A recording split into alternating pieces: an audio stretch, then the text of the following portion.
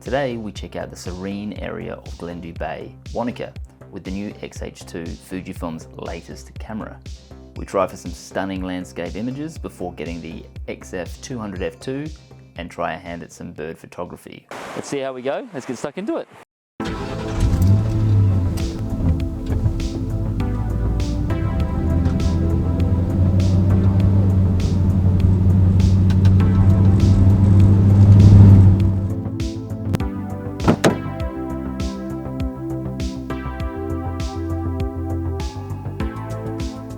Later start this morning, but that's okay. So today we're just out here at Glendu Bay in Wanaka, and somewhere that I actually visited quite frequently earlier this year, but since then, since there's been a lot of snow around, I've been up in the mountains and doing all sorts of other things. So I thought, given the experience I had earlier this year, I'd revisit the spot and see if we can't get a similar bit of colour in the sky and some really nice compositions here.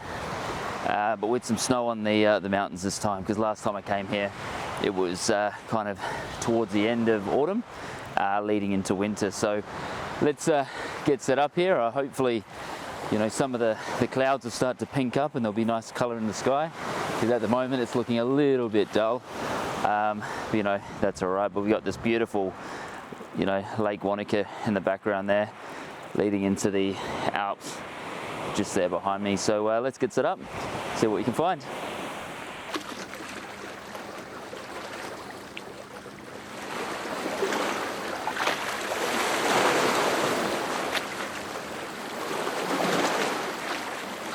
And one of the reasons I'm out here this morning is I've actually got the X-H2, the new camera from Fujifilm, to test and put through its paces, because I do think that this is a camera that I want to invest in, but I just want to be sure before we, you know, actually go out and spend some money. So we've got the 200mm f2 there with the X-H2, 8-16, 100-400, 50-240, and the macro option there as well. So probably start off with the 8-16 and the X-H2, I think. I'll be able to use some of these waves to get a bit of texture in the foreground here, maybe. Let's have a look.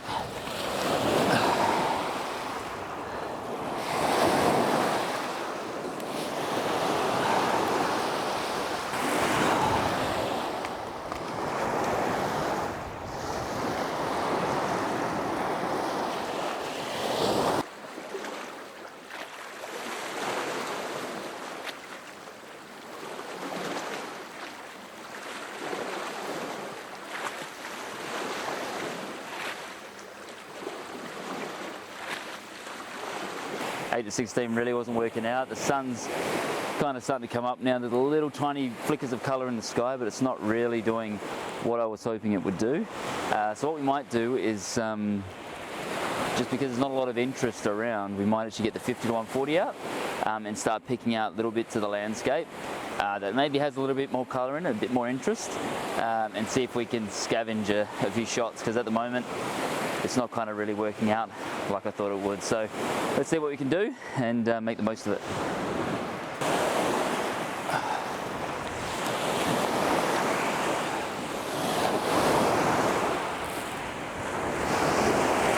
Just kind of done a panorama of the scene behind me. So the light's kind of fizzled out, unfortunately. It's just not really hit the mark, which is a shame, because I've been away for so long. Finally come back, and I was hoping that first sunrise was going to be an absolute banger.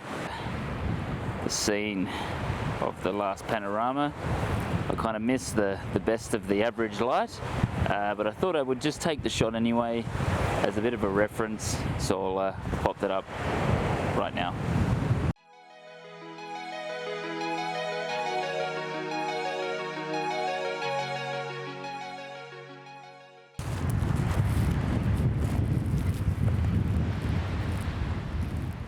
Okay, so I've ditched the coastal area for the meantime. It just doesn't seem to be working out quite right.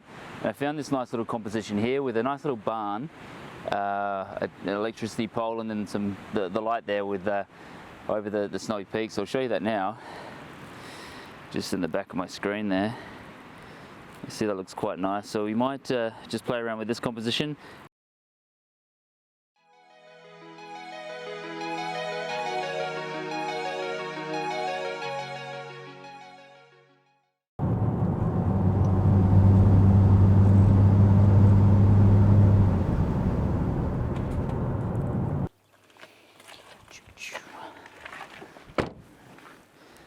Alrighty, I would never have usually left a spot that early. There's seemingly some nice kind of golden light now over those hills, and probably should have just stuck around for another 10 or 15 minutes just to make sure, you know, I wasn't missing anything.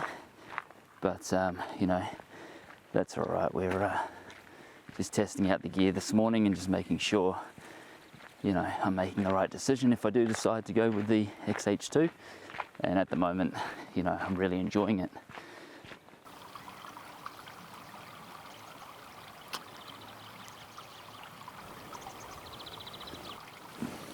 I was a big fan of the X-H1, and I did the launch event here in New Zealand for that. You know, the X-T4, which I'm currently using at the moment, is a phenomenal camera.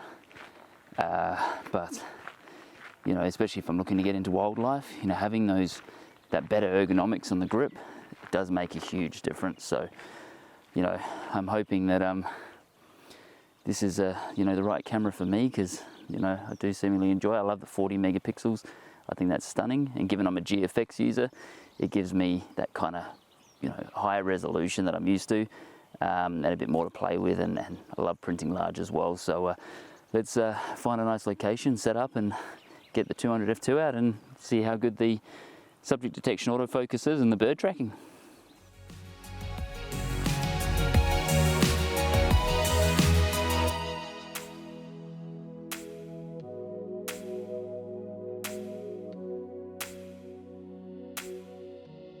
Geez, I think I made a mistake not just coming out here this morning. You know, the light seems to be good. There's some really nice, you know, focal points here for landscape photography, and we got some birds here as well that we can try and photograph in a second. But you know, check this out.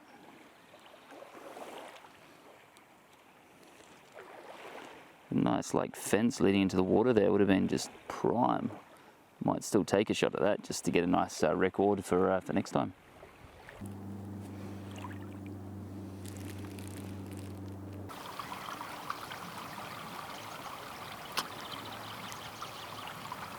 Seems to be working out okay. Again, you know, that really nice landscape light seems to be gone already, so I'm just kind of playing around. It's good to have the 8-16, just you know, giving that a whirl. It's not really a lens that I've played around with a lot. Usually I'm using the 10-24 that I've got on the camera at the moment, and I'm almost kind of wonder if I should get a second one to vlog with, you know, one to shoot with. I feel like this is a stunning lens, absolutely tack sharp, but it's just a slight bit too wide. I quite like that 24mm top end, so we'll keep playing around and then we'll head around the bay and get that 200mm out finally.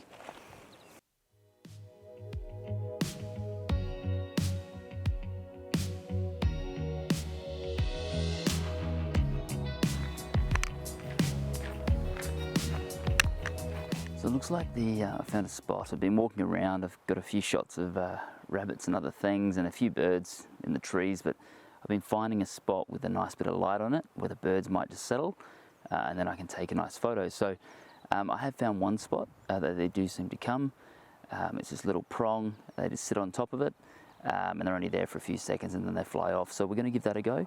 It may just be a bit of a waiting game, just kind of like, you know, laying in the grass and trying to just wait for it to come to me rather than me trying to seek out the birds. So yeah, it's very different from landscape photography, but you know, hopefully we can come away with a couple of images to salvage the morning. Alrighty, I'll show you where we're setting up and where I'm hoping the birds will land.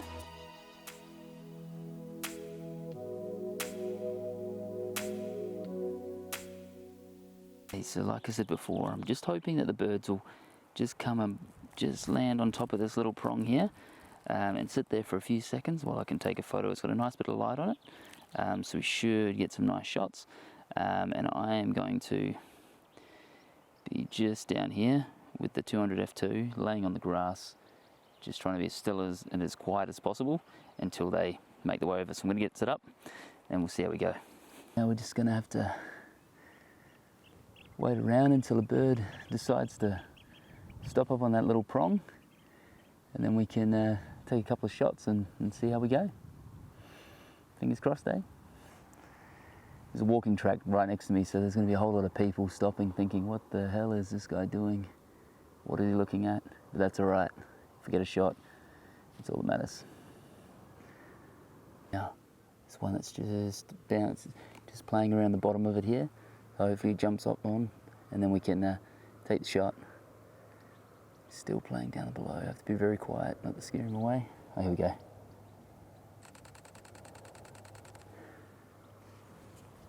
Oh, and he's gone.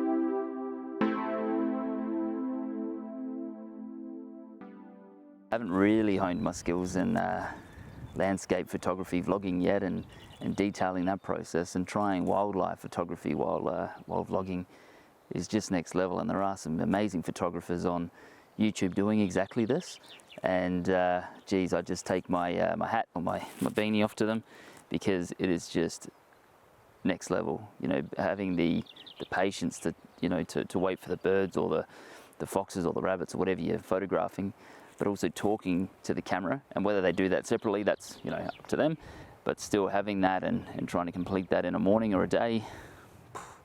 Again, thank you so much for joining me this morning. Look, we didn't have an amazing start with the landscapes. It just didn't seem to have any color in the sky. There weren't that many clouds, but it was just a good way to explore the area and see whether there's anything to come back to, which, you know, there definitely is. Hopefully the snow stays around for a little bit longer, because that always adds a little bit of extra interest in the shot as well. In terms of the wildlife photography, look, I think the X-H2 is just phenomenal for both landscapes and wildlife, which is why I'm thinking that's probably the right one for me. And that 200 f2, I don't know if I can warrant that spend yet, but maybe a 70 to 300, 100 to 400, or even the 50 to 140 at the moment, just to get me started. It's a phenomenal lens though, and look, if I can, if there's a cashback or something coming up, then maybe I pull the trigger on that as well. But for now, you know, let's save up and maybe get that X-H2, and then we can go from there. Thanks again for watching. If you did enjoy the video, like and subscribe, and I will see you next week. Thank you very much.